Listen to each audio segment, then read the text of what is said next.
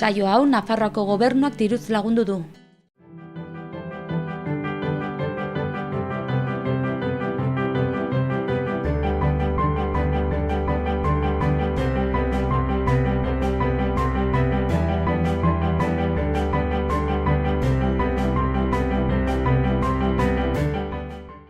Gaurkoan elkartera hurbildu gara, Mikel Huarte ezagutzera, 5 urte darama Alemanian bizitzen eta egun batzuk pasatzera etorri da oporretan.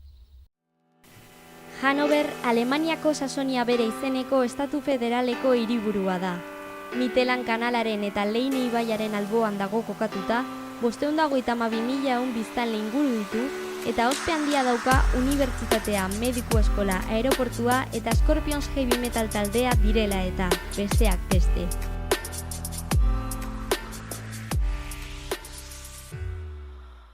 Bueno, Mikel, ongietorriak Nafarroak munduan saiora eta konta iguzu pixka bat, Alemanian bizi zara, ezta?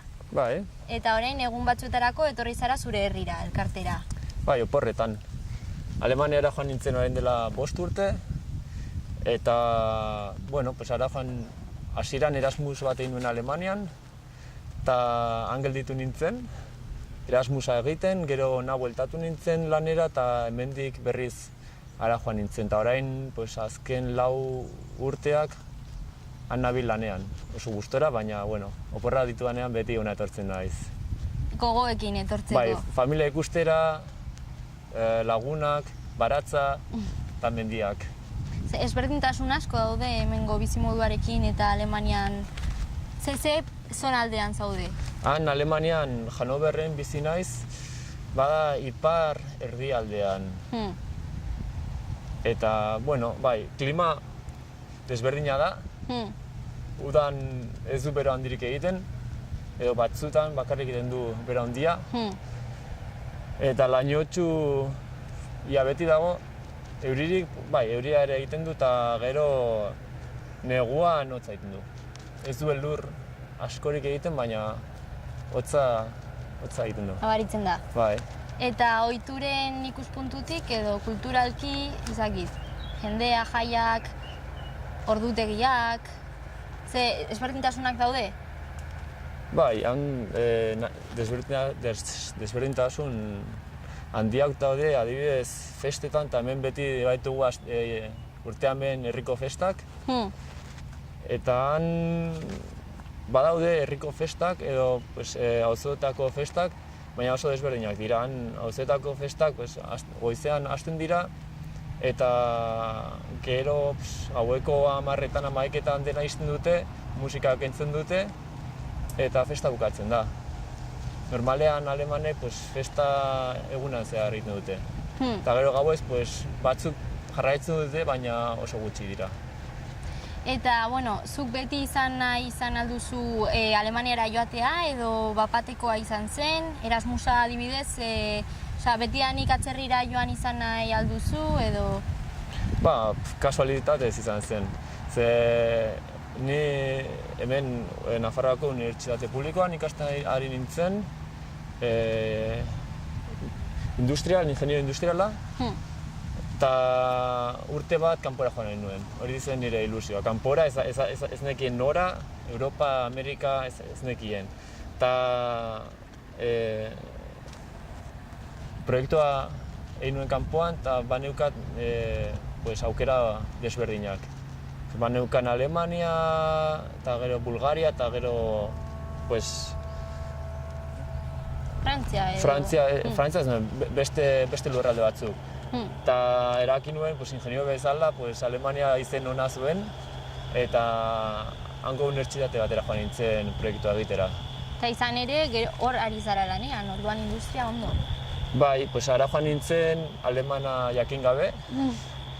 Orduan ara joatean proiektua ingeleraz egin nuen, eta alemana ikasi nuen.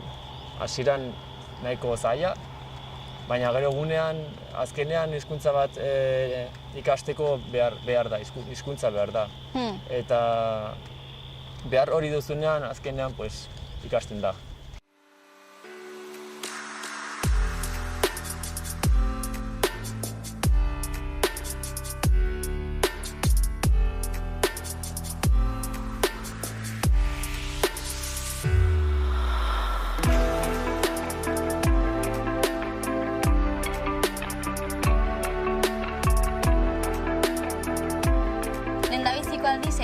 Alemanian joan zinen, eta hor ere ezberdintasunak daude unibertsitatean, hangoan eta hemengoan, konparatuz. Bai, ni Stuttgarteko unibertsitatean egon, eta bai, bazuden desberdintasun handiak. Adibidez, klaseetan, klaseak nahiko antzekoak ziren, baina gero praktika pila zeuden, adibidez, ia urtero ikasle badute aukera praktikak enpresetan egiteko. Hemen praktikak enpresetan normalan egiten dira bukatu ondoren. Eta han praktikak egiten dira karrera hasi baino lehen, edo karrera bitartean eta maileran. Orduan normala da, karrera bukatzean, 2-3 enpresetan praktikak egitea. Orduan, karrera ja bukatu duzunean ja baituzu praktika pila eginda. Eta gero, azterketa asko ez dira hemen bezalakoak, hemen azterketak unibertsitatean gogorrak dira, eta han baude azterketa oral pila, ahozko azterketa pilak. Orduan, arazoa eta ezin da hemen bezala ikasi, orokorrago ikasi behar da, eta gero azterketa oral bat beti desberdina da. Ezin dute asko galdetu edo ezakit nola esplikatu. Eta agian hori izan aldaiteke beste arrazoietako bat, ze industria esan duzu baldintza hobeagoak edo egoera hobeagoa dela, ez? Bai, han unibertsitatean industria oso sartuta dago. Unibertsitatea bauka struktura izugarriak, bauka rekurso asko, eta oso bideratuta dago lan mundura. Orduan, askotan, lehen urtean teoria handia egiten da, baina gero bigarren urtetik aurrera oso bideratua dago lan mundura. Lan mundura praktika askorekin, eta praktika askorekin eta gero enpresetan harremanetan. Eta orduan ikasle asko enpresan hasten dira lanean karrera bukatu ondoren, eta ja badakite ze enpresa den nola egiten duten lan, eta ikasi dutena ja enpresarako balio du. Orduan, han praktikak egin zenituen ere? Han bakarrik proiektua egin nuen. Eta proiektua unibertsitatean egin nuen, baina enpresa baterako. Orduan, nire tutorea adibidez, bazen unibertsitateko irakaslea, baina enpresa batean lan egin zuen. Orduan egin nuena unibertsitaterako zen, baina enpresak erabili zuen. Eta lehen aipatu duzu ingelesez egin zenuela, eta Alemaniera lan egiterakoan ikasi zenula. Alemania, ingelesez egin behar izan nuen, ara joan nintzelarik ez nekien alemanaz. Orduan, han negoelarik ikasi nuen alemanaz. Eta gero lanean han hasi nintzenean, nekien zerbait, eta bestea lanean ikasi dut. Eta denbora asko eman zizun ikastea, hizkuntza zaila da? Bai, urte bat, proiektua nuen urtean klase asko eman nituen. Klase alemanezko klase pila eman nituen, eta aleman askorekin ere harremanak izan nituen, eta alemanekin bizi nintzen, eta hori ere asko nabaritzen da. Ze hizkuntza bat ikasteko azkenan erabili behar duzu. Hizkuntza bizi. Bai. Eta Erasmusean orduan asko gustatu zitzaizun, eta orduan bueltatzeko ideiarekin bueltatu zinen ona, edo nola sortu zen lan egiteko aukera? Erasmusean asko gustatu zitzaidan, eta azkenan jende pila bat ezagutzen duzu. Hemengoa, beste herrialdetakoa, beste kulturetakoa, eta ez bakarrik Europa, Asiako jende pila, Amerikako jende pila, eta oso esperientzi polita da. Eta gero nengoenean, Erasmusa bukatu ondoren, lana bilatzen hasi nintzen, eta hasieran hemen, eta hasi nintzen bilatzen. Eta lana aurkitu nuen, Volkswagenen programa bat, eta programa honekin hemen hasi nintzen lanean, eta gero bigarren zatia Alemanian zen, eta gero Alemanian jarraitu nuen lanean. Eta han programa bukatu zenean erabaki zuten han jarraitu ahal nuela eta han gelditu nintzen lanean. Eta dagoeneko 5 urte. Bai, 5 urte.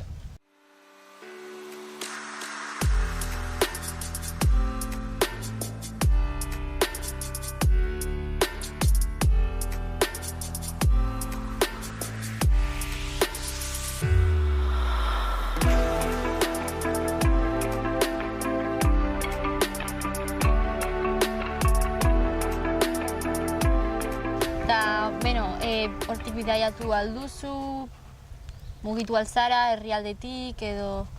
Bai, han Hannoverren bagaude erdialdean, eta azkenean hegoaldera bagaude 500-600 kilometro, Munich, Stuttgartera, adibidez, eta iparraldera, ipar itsasora, bagaude 300-400 kilometro. Orduan handik asteburutan eta festa pare bat dugunean beti mugitzen gara. Edo Berlinera 200 kilometro daude, azkenean leku politak dira ikusteko. Ezberdintasun handiak daude zonalde batzuetatik beste batzuetara? Bai, daude ezberdintasun handiak. Alemania 40 urtez banatuta egon da. Bigarren munduko gerra bukatu zenean, alde bat aliatuek, hartu zuten aliatuek. Amerikanoek, frantsesek eta Inglaterrakoek hartu zuten eta beste aldea Errusiarrek hartu zuten. Eta banaketa hori 40 urtez egon da. Eta 40 urtetan bi zatiak oso ezberdinak. Izan dute oso evoluzio desberdina. Eta gaur egun banaketa hori uste dut 88an, 89an bukatu zela. Eta gaur egun ikusten da. Nabaritzen da alde bat industrializatua dago, beste aldean eraikinak eta gauzak ezberdinak dira, eta horren puntua edo horren erdialdea Berlin da. Berlin ere bi aldetan banatuta dago, eta euskaldun pila daude ere Berlinen eta ikusten dute. Eta oraindik hiri polita da ikusteko, baina ezberdintasuna gero eta gutxiago. Orduan, euskeraz ere egiten duzuan? Han euskera gutxi egiten dut. Ni bizi naizen lekuan, hirian, ez ditut euskaldun asko ezagutzen, lanean, enpresan badago baten bat, baina normalean ez ditut ikusten. Orduan, euskeraz oso gutxi egiten dut. Batez ere alemanieraz? Bai, lanean den alemanez, edo alemaneraz. Eta gero, lanetik aparte, alemanekin nagoenan alemanez, eta hango kuadria Nafarroako jendearekin da, eta gero Valentziako baten bat, Kadizekoak, eta han espainolez ari gara. Alemanien pentsakera edo berdintasunak daude ere, Alemanien artean eta hemengoen artean? Gazteen artean gutxi badaude, baina gutxi. Adibidez, kuadria kontzeptu hau ez da hemen bezala, hemen kuadria familia bat da, eta han alemanek askotan 2-3 pertsonak gelditzen dira, baina horrela kuadria handiak oso ez dira normalean elkartzen. Eta gero jende zaharra baukate beste pentsamendu bat. Eta historikoki, adibidez, turismo, nolako pentsakera dute alemaniarrek edo historia berezia du herrialdeak? Bai, Alemania, lehenengo gerran sartuta egon zen, bigarren gerran ere mundu gerran egon zen, eta gaur egun, adibidez, ez dute behar, adibidez, hemen egin da orain uste dute ley de memoria historika edo urte pare bat, orain dela urte pare bat egin zen, eta han beste pentsakera bat dago. Han dena bukatu zenean munduko gerrarekin eta horrela, alemanek onartu zuten egin zutena, ongi ez egoen, eta horrekin bizi dira. Baude monumento pila, baude gauza pila, adibidez hil zuten jendea, etxetatik atera eta gero kontzentrazio kanpoetara bidali zuten jendea edo gauza hauek, abedidez etxeetan, azeran, jarri dute, hartu dute baldoz plakak bezala, eta egunero hirietan baldin bazaude plaka asko dituzu. Egin zena beti han dago eta onartzen dute ez dutelako ahaztu nahi. Aztean igual Errepikatu daiteke. Bai, errepikatu daiteke, eta hemen adibidez horrelako zerbait ez da egin. Pasatu zena ahaztu da eta horrela gelditu da dena. Orduan, arlo horretatik, Alemanietatik asko ikasia genuen. Bai, damututak daudela erakusten dute. Bai, damututak daudela erakusten dute eta egin zutena onartzu dute. Horrela gize eta ezen horrela, ezen berriz pasatu da. Eta, hori, egunero plakak ikus daitezkela aipatu dituzu, nolakoa da zure egunerokotasuna? Nire eguneroko... Zure egun normala? Egun normala, altxatu eta lanera joan. Lanean bestiri batean nago, orduan trenez noa. Trenez ordu erdia eta gero lanean 7-8 ordu ematen ditut. Han ordutegiak flexiblak dira. Batzutan lan gehiago lan egiten dut, eta abidez medikoa doanean edo zerbait doanean, eta lehenago joan behar baldin banaiz ere lehenago joan daiteke. Flexibilitate hori oso ongi dago. Eta gero, bazkal orduan, aleman asko 11etan doaz bazkaltzera. Ni normalean 12etan, batzutan ordu batetan noa bazkaltzera, haientzako oso berandu da, hemen ere oso goiza. Eta gero, lan ondoren kirola egiten dut, edo lagunekin elkartzen gara, eta azkenan pixkat alemanizatu gara, eta ez dugu, 9etan ez dugu afaltzen bezala, baina 8etan, 7etan, batzutan ere afaltzen dugu. Baina han alemanek adibidez, arratsaldeko 6etan afaltzen dute. Orduan afaldu ondoren, hasten dira gauzak egiten. Askok adibidez afaldu ondoren joaten dira kirola egitera. 6etan afaldu eta 8etan kirola egitera. Gauza hori hemen pixkat arraroak dira. Eta zer ordutan joaten dira lo egitera edo esnatu? Esnatu, ni 6etan esnatzen naiz, eta asko 6etan, 5etan ere esnatzen dira. Eta lotara 10etan, 11etan ere joaten dira. Zenoskian, eguzkian noiz ateratzen da edo? Han iparraldean dagoenez, pixkat arraroago da. Neguan, abendua bukaeran, baditugu oso ez da iparpoloan bezala, baina nabaritzen da argi gutxiago dagoela. Egunez 8etan, eguna 8etan hasten da, edo argitzen da, eta gero 4, 5 aurrera gau ezago. Eta orain aldrebez da, orain udan 11 arte egunez dago, gaueko 11 arte, eta gero goizeko 5etan, 6etan ere egunez dago. Eta horretara... Orduan asko nabaritzen da uda negu aldaketa. Udan argi gehiago dago eta neguan oso gutxi. Ohitzea erraza da? Ez. Ez da erraza eta eguzkia ere faltan botatzen da. Zean askotan lainotxu dago, edo horrelako egun argiak, edo egun garbia, hodei gabe oso gutxi dira.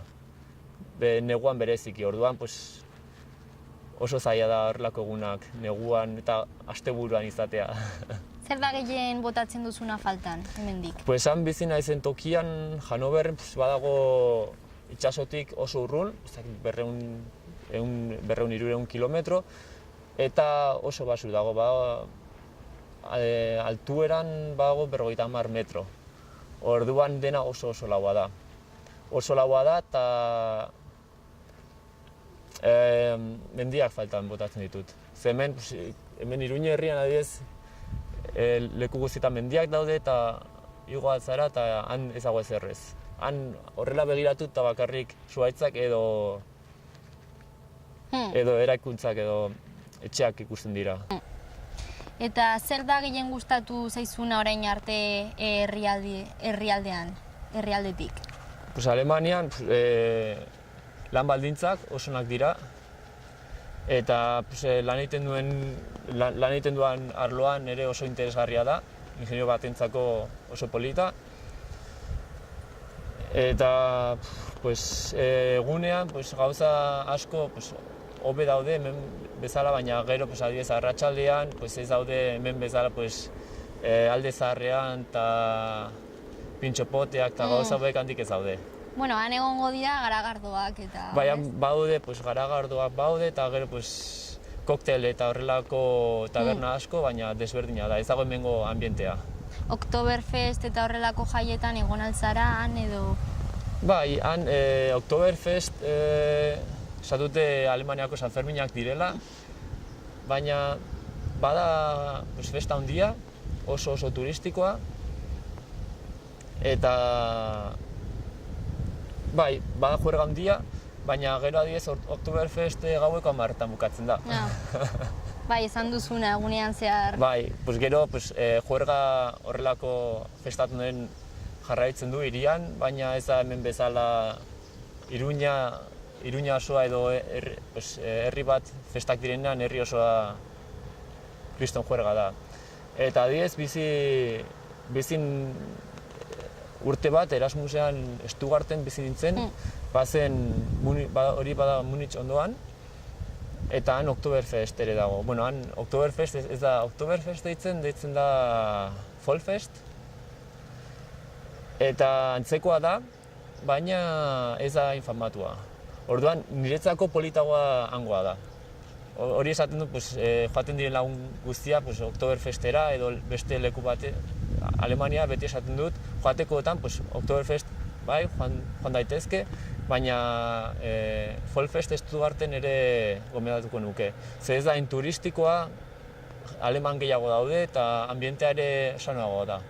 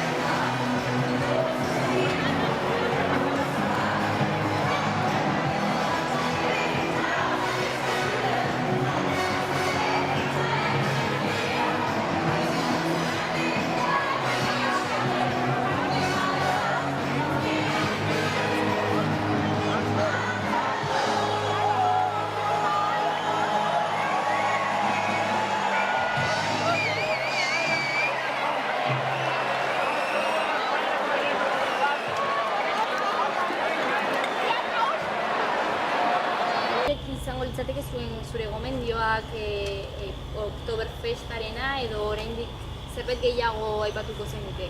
Bai, Oktoberfest, Vollfest izan duan bezala, eta gero adibidez Berlin oso polita da ikusteko, gauza asko. Hiria banatuta egon zen eta oraindik desberdintasuna ikusten da. Eta gero Alemania osoan, Hamburgo ere oso hiri polita da eta martxa handia da. Han alemanek normalean atera dutenean tarla Hamburgora doaze, han ere ambiente polita dago.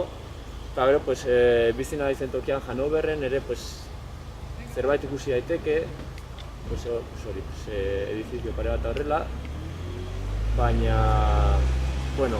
han ez dago asko ikusteko. Eta gero Alpeak ere oso politak dira. Hori da, Alemaniako hegoaldea, Suiza eta Austriarekin, han eskiatzera joan zaitezke eta mendietara. Eta gero, neguan hemen ez dagoela eta han hotza egiten duenean Eguberritiako merkadilloak daude. Eta hori oso tipikoa da Alemanian. Herri guztietan horrelako bat dago, adibidez ni bizi naizen tokian Hannoverren 3-4 daude, Berlinen ere badaude 5, eta neguko merkadillo hauek oso desberdinak dira. Ze jendea kalean dago, eta ardo beroa daten da. Glühwein, alemanaz da, eta hori ardo beroa da, kanela pixka batekin, eta hemen esaten duzunean ardo beroa. Oso zaila da imaginatzea, baina geran zaudenean -5, -10 gradu, eta ardo beroa hartzea, azkenean Kuriosoa da. bai, desberdina da. Eta merkadio hauetako ambienta ere polita da. Eta ardo bero hori eskatzeko zein da izena edo nola... Glühwein. Glühwein, bale. Bai, baina ara joatean, bada Oktoberfest bezala, ara joatean eta garagardoa ematen dizute, eta hemengo merkadietan bakarrik Glühwein dago. Edo 90% hori daten du, orduan oso erreza da eskatzeko. Bai, horrela eskuarekin ere... Bai. Gomendatuko zenieke jendeari Alemaniara bizitzera joatea? Bueno, zergatik ez. Azkenean, interesantea da urte pare bat Alemanian edo beste herrialde batean bizitzea. Kultura desberdinak ikusten ezagutzen dituzu, eta beste, gero bueltatzean ere ikusten duzu hemen baude gauza asko, gauza positibo asko, baina beste gauza batzuk aprobetxatzen ez ditugula. Hemen etortzean ebiz beti itsasora noa edo gauza asko daudean, hemen bizi nintzenean ere ez dituela egiten. Gehiago baloratzen dituzu. Bai, hemen gauza asko dago ez dakigula, baloratzen edo instintiboki baloratzen ditugula, konturatu gabe. Eta horrela egontzaren denboran, zuk aldatu zarela nabaritzen duzu? Bai, pixka bat bai. Bai, baina normala da, azkenean beste kultura batean bizitzean, bai. Eta positiboa? Bai, uste baietz. Eta, hemen Nafarroara asko bueltatzen zara, edo... Bai, alduan guztietan, urtean 3-4 aldiz saiatzen naiz etortzen. Udan, San Ferminetarako, neguan Eguberritan, eta gero tartean beti saiatzen naiz. Egun pare bat, hemen familiarekin eta herrian. Eta etorkizuna nola ikusten duzu? Hor jarraitzeko ideia duzu, edo... Momentuz bai, baina espero dut hona etortzea. Momentuz oso ongi nago, baina etorkizun batean hona etortzeko ilusia dut. Eskerrik asko, Mikel, gurekin hau zure esperientziak elkar banatzeagatik, eta hurrengoan ikusiko dugu, elkar? Bai, ez horregatik. Alemaniara etorri baduzue, abisatu eta emango dizuet gomendo pare bat. Eskerrik asko. Ale, agur. Agur.